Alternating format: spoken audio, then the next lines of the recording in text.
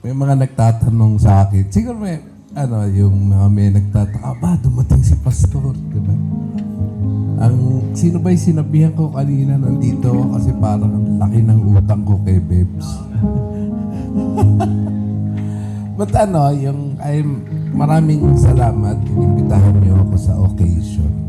This is a very important day for them. Very important day for the family. I'd like to read from Luke chapter 2. Verse 21, ito ang sabi. 8 days later, when the baby was circumcised, he was named Jesus, the name given him by the angel even before he was conceived.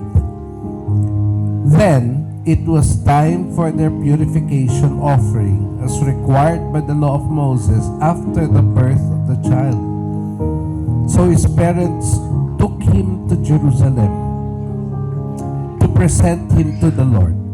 The law of the Lord says, if a woman's first child is a boy, he must be dedicated to the Lord. Alam niyo yung mga dedication na ganito, ginagawa po natin, no? Actually, ginagawa ito ni Bebs at saka ni Jason. Ang dahilan kung ba't nila ginagawa ito, unang-una, kinikilala nila na si Lord ang nagbigay sa kanila. No? Si Lord ang nagbigay. Kinikilala nila na ang panimula ng lahat ay si Lord. At doon sa batang binigay, yung pagdededicate nila kay Lord, sinasabi nila, Lord, salamat sa bigay mo. But at the same time, tinatanggap din nila yung responsibility na kung nakita natin, si Mary at saka si Joseph, dinedicate nila si Jesus. Ang sabi, after circumcision.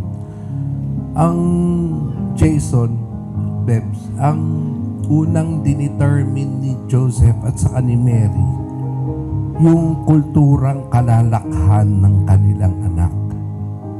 Yung kultura ninyo bilang mag-asawa, bilang magulang ni Arya.